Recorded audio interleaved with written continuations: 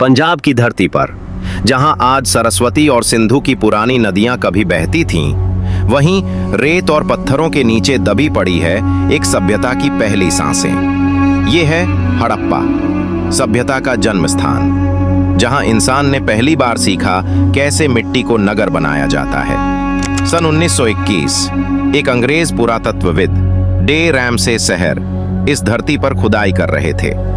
उन्हें अंदाजा भी नहीं था कि उनके औजार इतिहास के सबसे बड़े रहस्य को उजागर करने वाले हैं। धीरे धीरे मिट्टी की परतें हटीं और दिखाई दिए ईंटों से बने मकान, सीधी सड़कों के नक्शे और नालियों का अद्भुत जाल।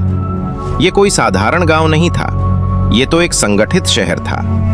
हर घर में स्नानागार, हर गली का अपना निकास तंत्र और हर दीवार गणितीय अनुपात में बनी हुई। हड़प्पा की सबसे बड़ी पहचान थी उसकी नालियां और जल प्रबंधन। सैकड़ों साल पहले, जब दुनिया के बाकी हिस्से अब भी जंगलों में थे, यहाँ लोग ईंटों की पक्की सड़कों पर चलते थे।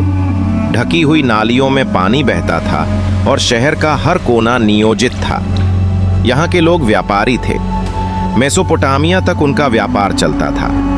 हड़प्पा के बंदरगाहों से तांबा, मणिमुक्ता और हाथ से बने मोती दूर दराज देशों में भेजे जाते थे।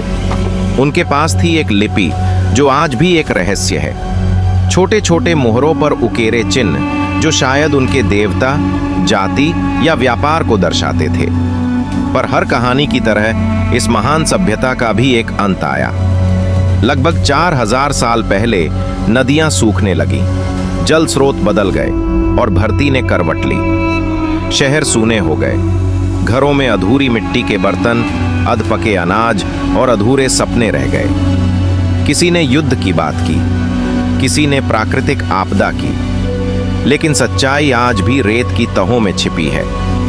हड़प्पा सिर्फ एक नगर नहीं था, वो एक सोच थी, जहां व्यवस्था, स्वच्छता और सामूहिक जीवन एक संस्कृति बन गए थे। वहां कोई राजा नहीं, कोई विशाल मंदिर नहीं, फिर भी सब कुछ अपने नियमों में बंधा हुआ था।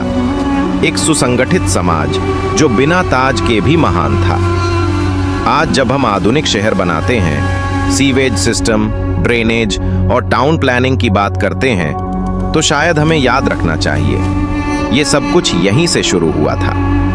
हड़प्पा ने हमें सिखाया कि सभ्यता की असली ताकत सिर्फ इमारतों में नहीं, बल्कि अनुशासन और एकता में होती है।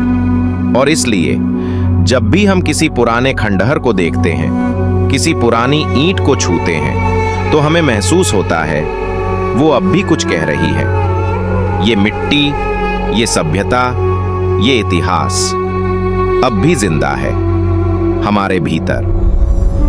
This was Harappa, the birth of civilisation.